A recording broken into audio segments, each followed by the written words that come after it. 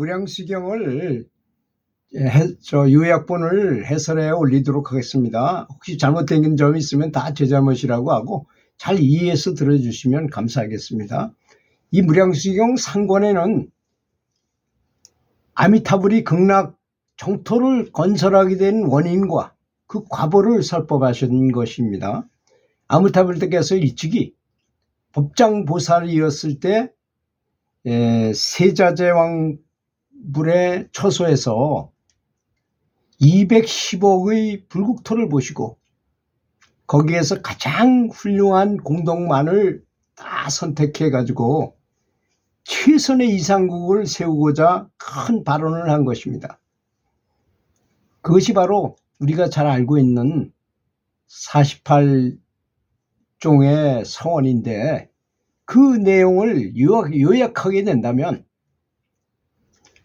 선인도 악인도 현명한 이도 또는 어리석은 이도 나의 원력을 믿고 따르는 사람은 누구나 다 반드시 구제하여 극락세계에 태어나게 하리라 하는 내용이었습니다. 아주 그 내용이 보면 너무나 대단하죠.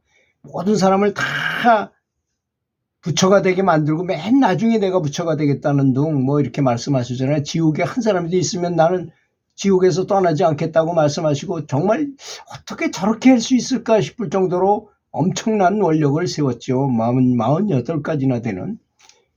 만약 이 일이 성취하지 않게 된다면 나는 차라리 부처가 되지 않겠다고 맹세에 맹세를 거듭하셨던 것입니다.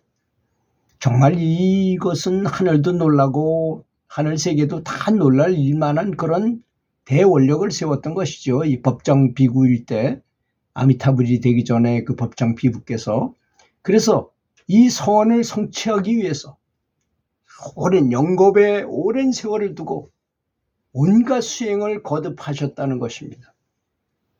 그런 원력에 의해서 아미타불이 만들어졌다는 것을 말하는 거죠. 그리하여 법장보살은 서원을 성취하여서 극락정토를 다스리는 아미타불이 되시고 공덕과 장엄이 원만히 갖추어진 극락세계를 그 아름다운 극락세계를 세우신 것입니다. 또 하권에는 중생이 극락세계에 왕생하는 원인과 그 과보를 자세히 설명하셨습니다. 중생이 극락에 왕생하는 원인에는 연부를 내서 왕생하는 이도 있고 또는 다른 모든 선행을 닦아서 선행을 실천하고 해가지고 왕생하는 이도 있다고 하셨습니다. 그러니까 연불만 해가지고 되는 건 아니고 선행을 닦아서 하는 분도 왕생하는 분도 있다고 하셨다는 것입니다. 이러한 공덕들은 모든 부처님께서도 칭찬하시고 권장하신다고 말씀하신 것입니다. 그러니까 연불하는 것과 보시하고 선행을 아주 여러 가지 선행을 하는 것, 이 왕생을 하는 두 가지 종류가 있다고 말씀하신 거 아니겠습니까? 그리고 중생이 극락세계에 왕생하게 되는 과보를 설하셨는데 관세음보살과 대세지보살이 극락에 왕생한 맨 처음 사람이라고 하셨던 것입니다.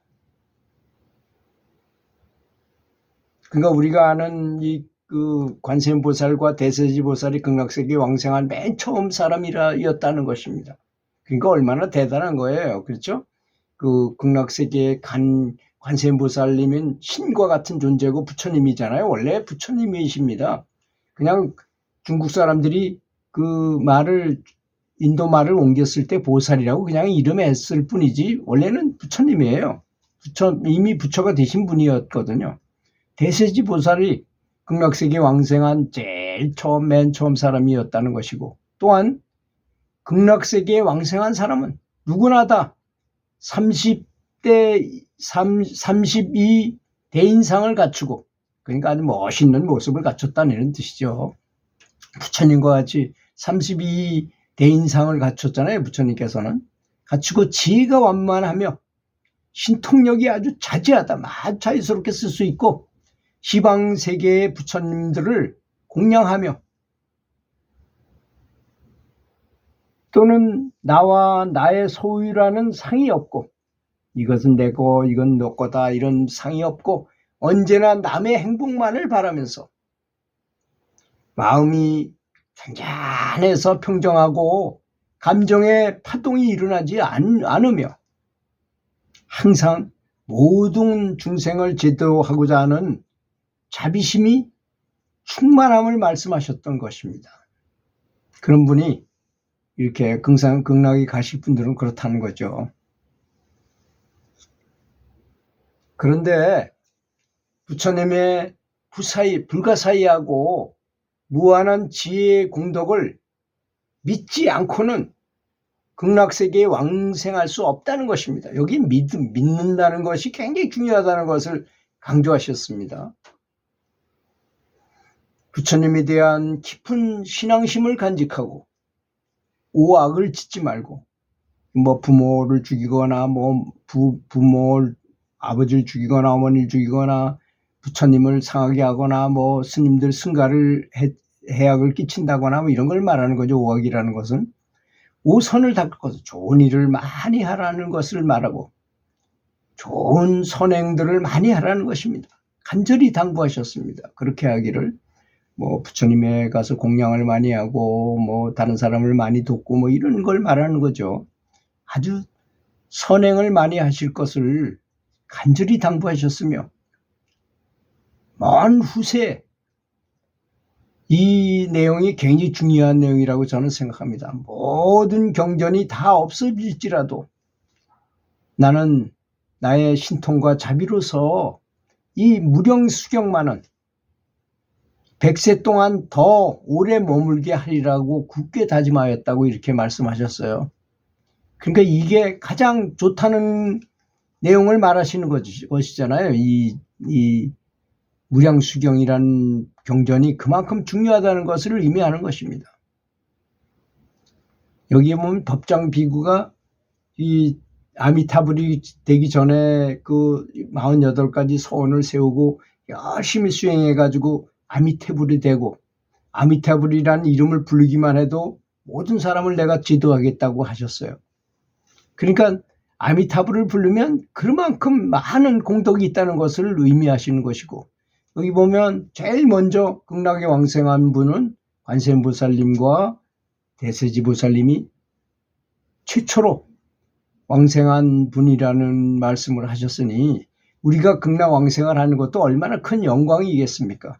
관세음보살과 같이 부처님의 경지를 이룬 분도 맨 처음에 거기 가신 분이고 대세지보살과 두 분이 맨 처음에 가신 분이라니까 얼마나 대단한 경지가 바로 극락세계에 가는 것이겠습니까?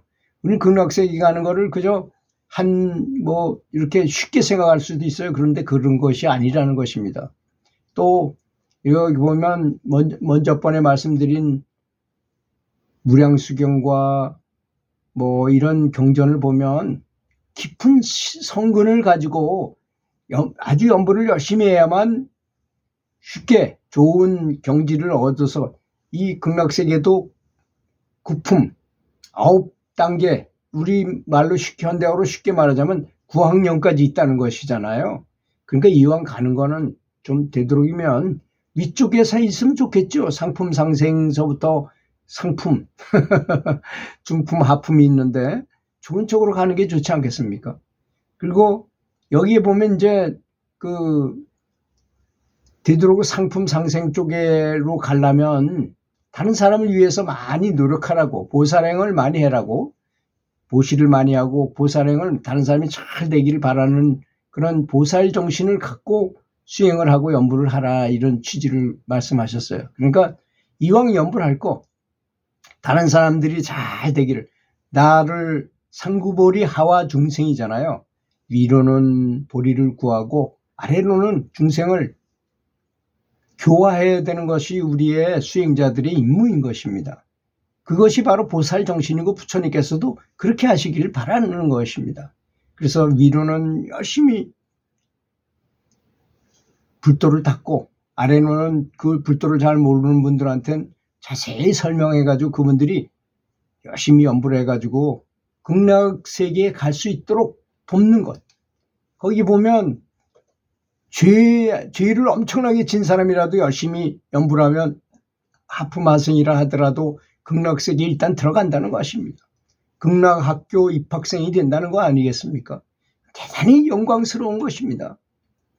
사실 우리가 사람이 극락을 가지 못하고 육도 윤회를 하게 된다면 어디로 갈지를 알 수가 없다는 것입니다. 정신이 멍청한 상태에서 어디로 거기가 좋은 곳인지 알고 들어갔더니까 무당개구리 태 속으로 들어가기도 하고 또 벌로 태어나기도 하고 지옥으로 가기도 하고 참 알 수 없는 것이 인생이기 때문에 그런 거 아닌가 이런 생각이 듭니다.